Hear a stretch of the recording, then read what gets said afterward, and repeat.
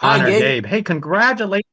Hey, you know, I was going to say congratulations for a Snack Shack. This is such a fun movie. Thank you.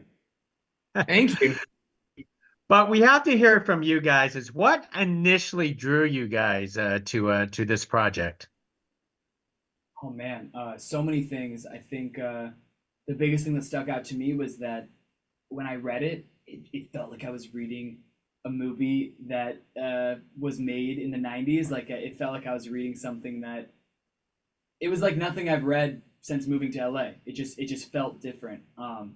And then obviously Adam's a brilliant storyteller and writer, and it was a page turner, before the callback, and yeah, he was just brilliant. Oh, well, for you, Gabe.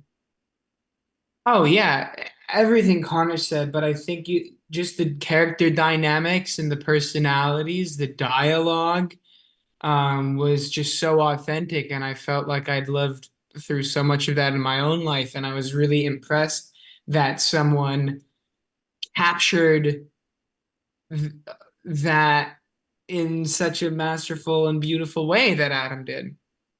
Yeah. Now, I want to I wanted to ask you what was it like playing young teens, but I wanted to also say you guys were actually young teens when you filmed this. I mean, you could correct me if I'm wrong. I was 19, Connor was 21 at the time. So I was a young teen to some people, and I was other people. I mean, I think it's relative, but yeah, we were close enough. I was close enough to tap in. I knew the memories were recent. So yeah.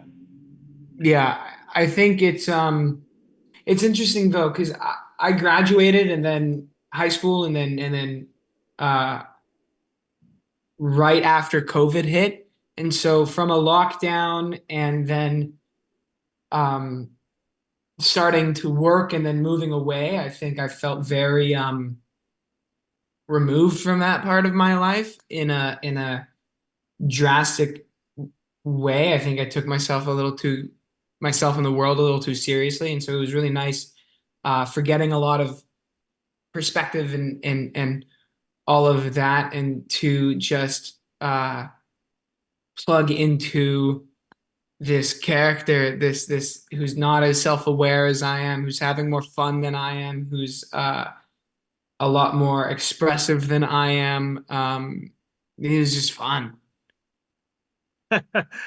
Not to mention that it was very convenient to the fact that it almost seems like you guys could keep your own hairstyle that matches with the 90s itself. Yeah. No, that was a cool thing. I think something that's so interesting about doing a 1991, and especially in like Nebraska City in the Midwest, is there's so much inspiration from the 80s and the 70s that were taken into account, and for Adam too when he was writing it. Every place is on a different kind of timeline, and I think the Midwest was a little, a little more 80s, a little more 70s inspired, but it was cool to kind of mix all of those into the 1991. But yeah. Yeah, letting your hair grow long, man. How did you two develop your chemistry on the production set on a film like this that requires to laugh together, to be angry against each other, and to work together throughout? Just do it. We really just did it for real. Like we were out there 2 weeks early, working the real snack shack, hanging out with real Nebraska kids. We did everything that we could in 2 weeks, which was everything that you can do in that town. So yeah, the dynamic we kind of built when we first got out there just carried us through filming, and it was really amazing to have that time and space to just get into it. Yeah, exactly. Now, playing young teens in a coming of age story, it's fun. It's funny to watch, is because it introduces smoking and alcohol and stuff. In the back of your mind, were you guys ever self-conscious about portraying these type of characters on screen? Gabe Moose is the smoker of the movie, so I'll let Gabe. I was really relieved that teenagers were being portrayed accurately. It was very much like, oh, finally, like, because that's how kids are. They get their hands, they want to smoke and drink and um, rebel from their parents and everything they're told not to do, and yet not have it be this like, but like in its casualty, and not have it be this like tragic story of addiction or this Yeah. depressing thing. Like kids just did that and you had fun. And I think I wasn't self-conscious. I was really excited. I'd never played anyone who smoked before, and so it was a lot of fun uh playing with these fake prop cigarettes and like and like taking it out at the right word or holding it. Like it was awesome. And to have the cushion, we also had such a great cushion with all of these things. We both had beer before, but to be playing 14, it's like, all right, if I'm not holding a cigarette perfect or I'm like doing something weird with the beer, it's like it's kind of no stress. Like we don't have to perfect. We're not like connoisseurs of cigarettes. Yeah.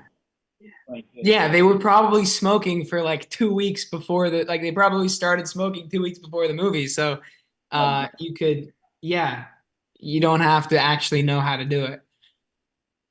Oh, it's excellent. Well, let me leave with one last thought, because the other character in this film is technically the snack shack, and you guys are surrounded by with all these snacks and food. So let's be honest. Did you guys actually sneak some snacks out for yourself on production?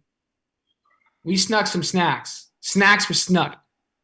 Sneaking snacks every day. No, absolutely. Yeah, it was all real candy, no fake candy. So that was brutal. But yeah, it was cool. Well, it sounds like you guys had a lot of fun on this project. So Connor, Gabe, thank you very much for carrying this conversation with us, and thank you for making us relive the '90s again. Yeah, Thank you. dude, Thank you.